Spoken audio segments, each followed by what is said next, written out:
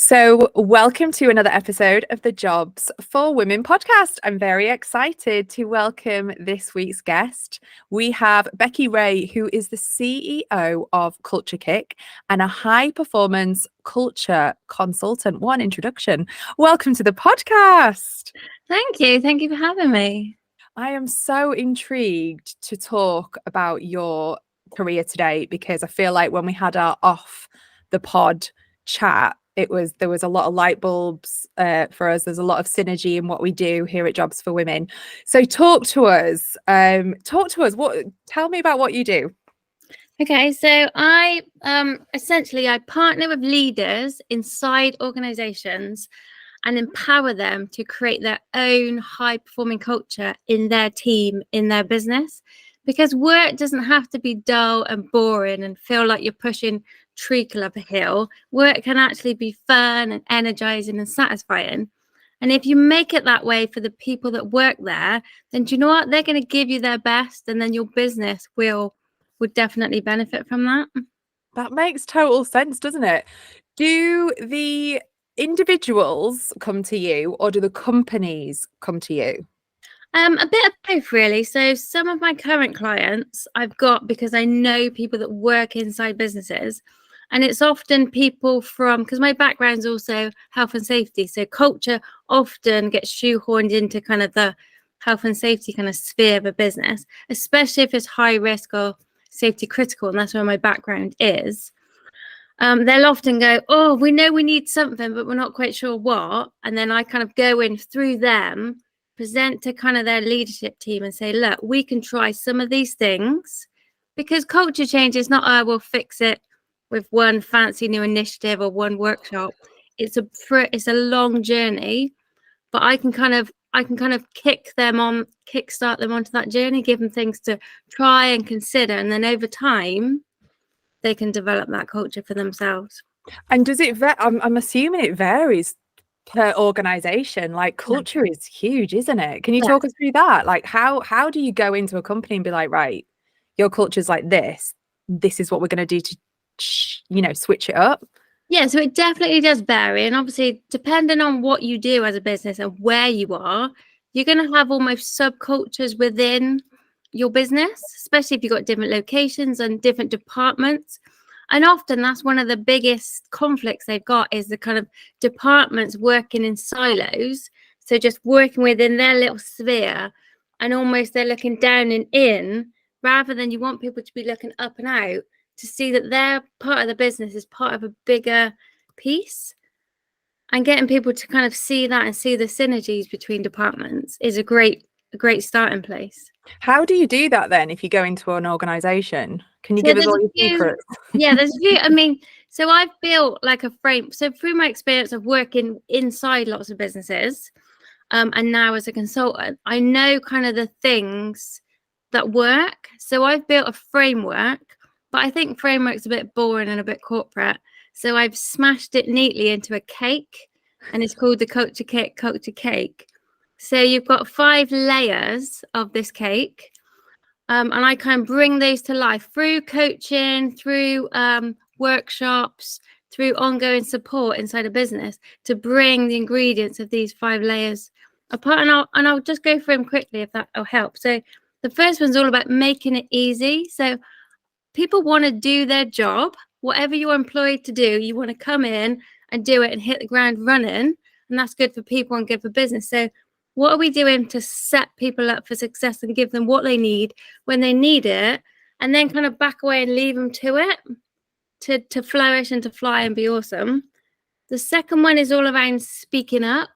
So this notion of psychological safety, and that ties nicely with the kind of the arena that you're in, with the whole diversity and inclusion piece. Because if people don't feel included, they don't feel part of the team, then they're not going to speak up.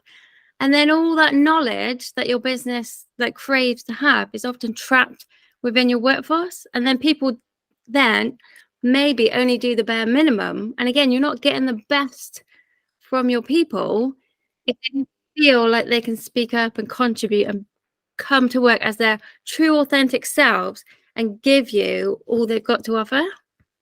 Yeah. The third one is around turning frustrations into focus. If you've ever been in any business and you can hear grumbles or moans or like, people are frustrated, it's not because they're bad people. It's because something is getting in their way of them doing what they've come here to do. So rather than banish all the whinging and moaning, let's listen to what they've got to say and do something about it. So I help leaders be able to actively listen and understand what these frustrations are and actually do something about it. And that frees up, again, lots of capabilities and lots of efficiencies. And the last two, all about learning. So learning from failure. And lots of businesses think they do this well, but often there's a lot of blame and a lot of shame and a lot of negativity around failure. But actually, if we reframe it, there's so much to learn from failure. And then the last one is about not just waiting for your next failure to learn, but there's stuff that you can learn every single day. But you can only do that if people are able to speak up, leaders listen to workers' frustrations, and then we take the time to make it easy so people can just come in and do what it is they do best and flourish. Wow, that's when you actually just break it down like that, it feels like it's more doable. But I know that just generally we think like shifting it, especially a massive organization, it feels like, oh my God, like pushing the tide back or so but when you break it down like that, it makes sense. And I can really relate to people being able to use the voice. And like you said, the work that we're doing, I mean, we've done webinars and podcasts with women who have perhaps been like the minority, so like the only woman, so feeling less able or less okay with using the voice. Sometimes sometimes they might be encouraged to do so, but there's the difference between feeling confident that you can do it in a room full of men, for example. So I think that's a really interesting one. And I love the active listening. There is so much content that I listen to about like if everyone just listened more, like how empowering that could be. And I think as a leader it's so important. When I think back to like my early career, not even think when I was still like at uni and part-time jobs and stuff, you know, like working in companies where people were like miserable or like moaning about this and that, and if it's constantly overlooked or they're not listened to, it just gets bigger and bigger and bigger, doesn't it? And I've got my ears open to it all the time. So even if I'm just in a coffee shop buying a coffee or wherever I am, I'm listening to what people that work there are saying because I'm really tuned into it. And for example, I was in a coffee shop and this woman opened a big box and she was like, oh, damn it, why do they send us the blue ones? They know that the green ones fit in this container or whatever. So it was obviously they were being sent some kind of supplies from somewhere, but it was a real frustration because she couldn't just do what she needed to do. And so maybe there's a reason why she got the green and not the blue. Like there's context around it, but and I suppose your job is to help that company get to the bottom of those problems so that they can be more efficient and more successful. And then of course, like what we talk about at Jobs for Women is like retention. It's expensive to recruit, so you want to keep everyone happy, don't you? So talk to us about your early career, because I'm very excited to say that you were the first female forklift truck engineer. Wow. A round of applause, please. Talk about that. How did that come about? And well done. Thank you. So I mean, I started an apprenticeship when I was 16, 17, like fresh out of school. I went to college and then realized straight away it just wasn't for me. I think I just followed my friends and I knew I wanted to do something. I've always been quite hands-on, I want to understand how stuff works. So I applied for apprenticeships in my local area. And I even remember going, again, as a young 16-year-old girl, to an interview with a really big company for an apprenticeship. And the guy, when he opened the door, just literally looked me up and down and went, "You're a girl." And I remember it was such a poignant moment because I thought, I'm probably going to remember this moment. And I thought to myself, like, this is the start of something. And so, do you know what I said? Bold as brass. I went, yes, I am. And I thought, I've just got to own it, because how else do you confront that kind of response? And I mean, he may have just been observant, but it just felt like, I imagine he wouldn't have done the same to the other people being interviewed. And that's when I had my kind of my first taste of, oh, I'm being treated slightly different here. Did you get the job? Did you go on and get that So I apprenticeship? got the job for that company, but I got the job for another company and I turned those down. Oh wow. And you know that moment, that's such a great anecdote, Mm, like looking you up and down. Oh, you're a girl. What a great yeah. reaction. Yeah. Yes, that is correct. Yes, I You have am. guessed Yeah. correct. And then it's Yeah. like the silence is golden in those moments, don't you think? Yes. Whereas I would have just filled the space with like, yes, I'm a girl, but it's Yeah. those pauses, isn't it? So then what was your experience like that? So you then turned them down for another company. Did I hear Yes. that right? Yeah. Yeah. So I started, and it was a 4-year apprenticeship. And like I said, no girl had done it before. And they Wow. were at times a bit clumsy because they weren't quite sure how to speak to me. But again, we kind of learned together. But the company I worked were absolutely fantastic. This one guy, because I'm predominantly in a workshop initially, the guy that was my foreman, I still speak to now. And this is like over 20 years ago, because he was such a nice guy. And he just laid the path out and he went, "You've got the job. There's nothing that you can't do that all the men can do. So we'll just make it happen." And every time I ever came up against something I couldn't do, we just found like a slightly different way. I think I used my brain more, because the main issue that people took umbrage with me being there as a girl, and I was quite a slender frame. I was quite a small, and I was only 16, 17, so I was quite diddy. Like, they struggled to get overalls to fit me, to be fair. People would look at me and they would go, "She can't do the job because she's not physically strong enough." So nobody really questioned my mental ability to understand how an engine worked or how electronics worked, but they couldn't comprehend that I would be physically strong enough to do the job. But you know what? When you do a physically demanding job, do you know what happens? You get stronger. So Yeah. even if on day one I couldn't lift everything, as I got into it, my God, I was so much stronger. But also, I never pushed myself. So, on one hand, if I was a man, I might see a task and go, "I'm just going to do it." I would go, "I'm going to think about the best way to do this." And I'm now I'm 40, and I know people that did a physically demanding job similar to me, and their backs are shot and their knees are shot. So I looked after my body. I got really strong, and there was nothing I couldn't do, but I never used just brute force and aggression to do my job. I really thought about it. That's so interesting. I'd love to know the psychology behind that, that as a woman, perhaps you approached it differently, thought about it. When you said there were some clumsy mistakes, or can you give us any stories of what you encountered? Because I do think as women, especially a strong woman like you, who is very intelligent and as, first female engineer, like we tend to kind of just brush over experiences. Is Yeah. there anything that you can share? Because I think when we share our experiences, it lets other women know that, you're not alone. And if you encounter it, like, can you share anything? Yeah, so I think one that kind of springs to mind is I was quite a senior leader. So I went up into the offices above the workshop to get something. And I was walking through the door behind him, and he just let the door go in my face. And then I kind of walked through, and then he must have clocked my face. And he went, "Oh, I didn't think we weren't holding the doors anymore, were we? Because if you want to do this job, I can't then be a gentleman and hold the door." And Wow.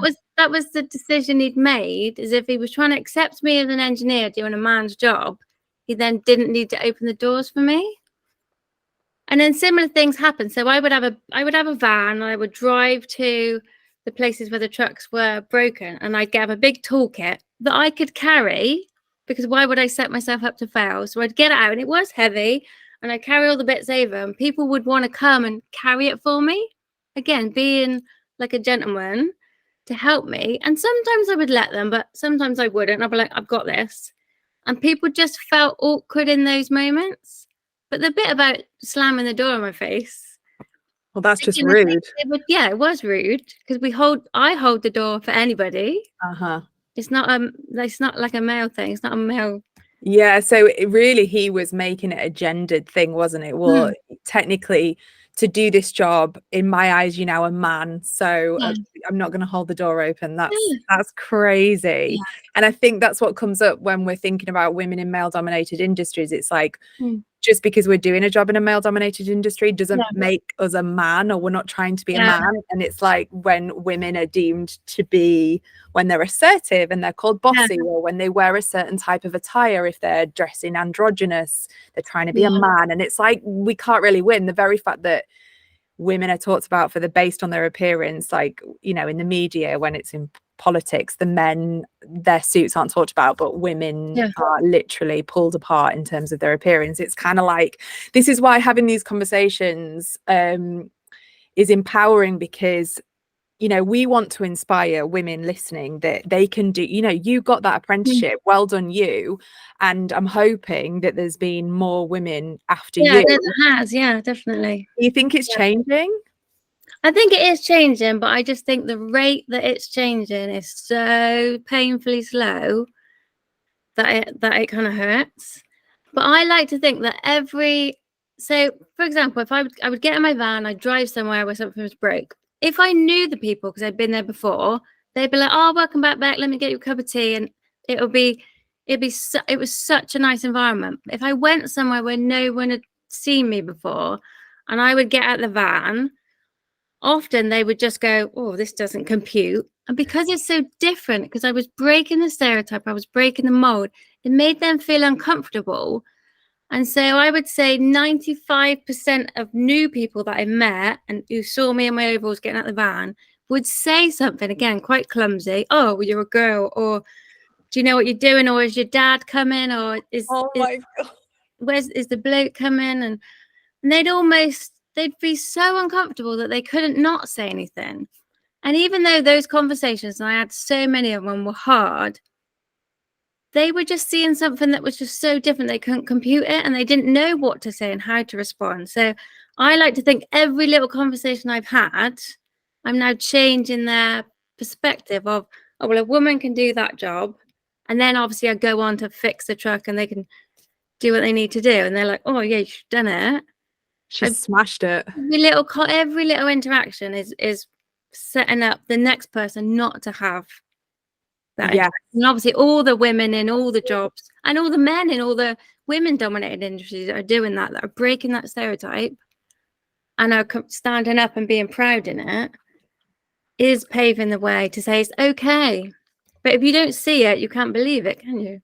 Yeah, so I'm so with you on that, on those little grassroots changes, like challenging it. Also, sometimes, like you say, not that we're defending that kind of behavior, but when someone is so not used to it, like you jumping out of your truck, getting your tool, you know, and basically going to smash it out and fix this huge piece of equipment, it's kind of like it opens their eyes to it. And if they haven't ever seen that before, you know, having that moment of, "Oh wow, you're a woman," like knee-jerk reaction. But like you say, you're making the waves for the future generations and the next generations of, and this is what we're doing at Jobs for Women. We want women to be able to look at any career and know that there's so many amazing careers that women are brilliant at, they have the right brain for, or, you know, women are wired differently to men, but we can all do jobs that we put our minds to. So how long did you do that for? So I was an engineer for 10 years. Wow. And I kind of loved it, and I kind of went as far as I could go. My next kind of steps would then be kind of like an operations manager, sending other engineers out. But I just knew I wanted to move into a different space and use my brain a bit more as well. And again, it was quite a hard going job. Like, it was all weathers.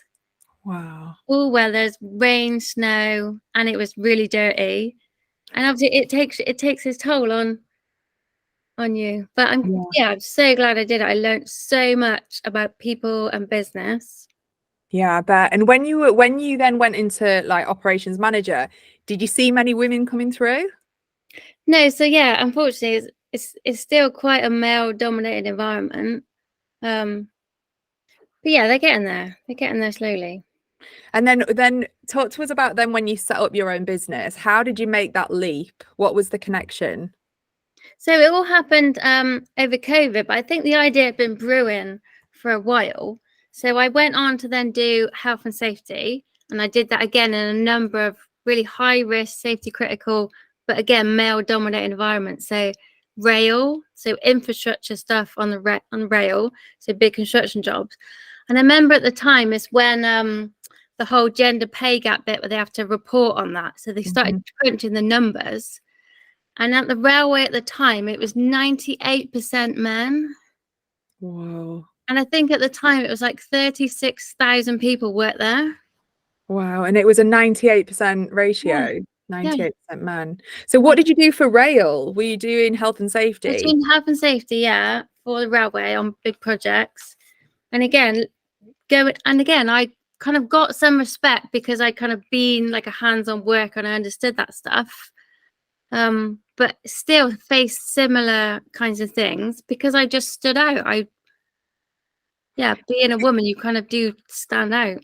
You know, like when you think about your career, like you really breaking down the stereotype, you know, that women can do it. Did you get frustrated and tired along the way or fed up? Yeah. So I regret that I didn't do it, but when I was an engineer, I had a book and I started writing down some of the things people said to me. And I thought to myself, I could publish this in a book and I could pass it to the next woman. I would say to her, read every line in this book, take it in, put your armor up, and don't let any of these words trigger you. Because if you can take all of these words and these insults and these things people are throwing at you, because that is the only thing standing in your way of doing any of these jobs. Oh, that's made me feel quite sad, you know, when you said put the armor up. Well, yeah, because it can hurt, can't it? I'm a human being. Yeah, 100%. What do you think companies can do? You know, if there's someone listening to this who's like, you know, we've got loads of amazing roles that we want women. What can they do to get more women in and to support women?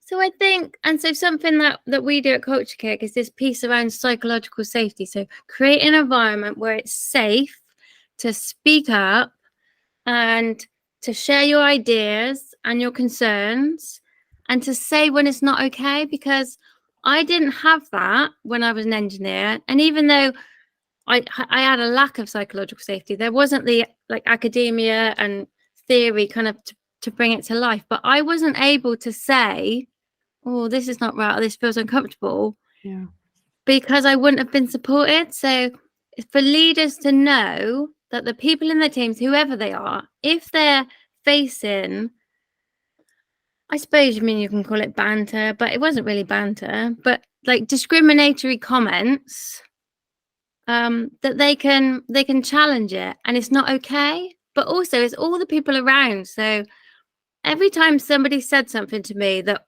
really crossed the line, it was never just a one-on-one conversation. There were hundreds and thousands of people that saw and heard and laughed along to all that kind of stuff. And I just had to bat it all back. But to know that that stuff's not okay.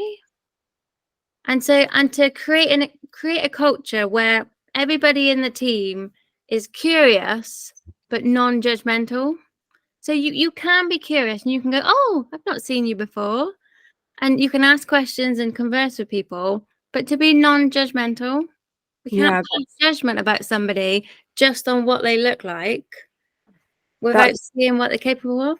I love that line, curious but non-judgmental. Like, it's okay. I love it. I want to make stickers out of it because it's my favorite line. It's a great tagline, and it's okay. It's like children are curious. My kids ask me millions of questions, but it's without adding the oh, you're a girl or oh, you're a woman. Yeah. And then the rest of the whatever comes after. Yeah. But that must have been hard for you. You must be a strong woman.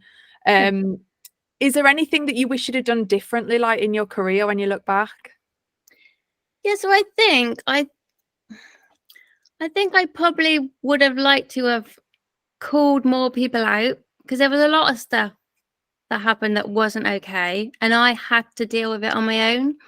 But I think because there wasn't that acceptance, and I suppose what comes with being in a minority, whatever you're doing, is that you then bear the burden of so I was representing all of womankind. So if I went, and that's what it felt like. So if I went to a site and their forklift truck was broke and the guy who met me was like, oh my God, you're a woman. Is your dad coming? And they would feel like, oh, you don't know what you're doing. You don't know how an engine works. You don't know how that works. And they would just be in my ear going, you can't do it. You can't do it. You can't do it. And like 11 times out of 10, I would do it. Imagine if one day I couldn't fix it because I'm not invincible. Say it was more complicated or I needed something else or I didn't do a great job that day. Their opinion wouldn't be of me. It'd be of all women.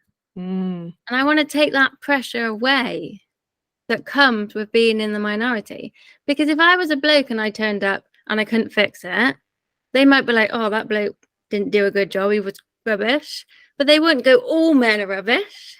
Yes. So I want to break down that, take the weight off people's shoulders, go and do the best you can. You'll have some fantastic days and some days where you're not quite on it. But you don't have to bear the brunt of all the pressure of representing what it is you're representing. Yeah, I love that.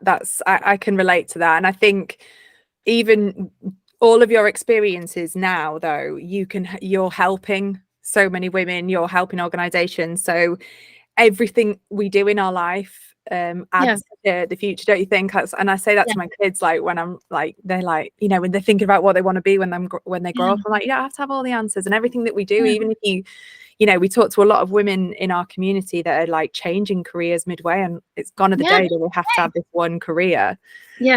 So if there's anyone listening that is thinking, I'd like to do engineering, or you know, I fancy that, but there's something holding me back, what advice would you give them? Go and do it, but just go and try it. It's okay to pick something and go and try it and it not feel like it's what you want to do, and go and try it in a workplace. And if that workplace and that leadership team's not giving you what you need, I would say now I think it's more acceptable to challenge some stuff and go, this is not okay, the way I was spoken to, or this is not okay, the way the team is, whatever it might be. I think we've got a bigger platform now to stand up for ourselves and call stuff out, because we have to call out those people that are still stuck in that traditional view of looking at the world. But go and try it, and if it doesn't work, it's okay. You've tried it. Trying something is much better than just having that regret of not trying. But you'll find the place you're meant to be, and you'll find the thing that you're good at. But I'm on my third career now. So, and I think they're all kind of stepping stones to make me better at the next thing I do. Yeah, I totally agree. And yeah, well, thank you so much for sharing your stories. I was so excited to chat to you because I just strong, empowering women that are making real change for future generations. I love it. That is what we're about. So if people want to connect with you, how do they find you? So you can find me on LinkedIn and Instagram. So it's Becky Ray and Culture Kick on LinkedIn and Culture Kick on Instagram, or I've got a website, so that's www.culturekick.co.uk. Brilliant. And I will put the links in the show notes. So make sure that you reach out to Becky, let them know it was through the Jobs for Women podcast, and I can't wait to see what happens with Culture Kick and just your career. So thank you so much for joining us. And likewise, if there's anything I can do in the future to support your progression, I'm all for it. Oh, thank you. Well, we'll speak to you soon. Perfect. Thank you.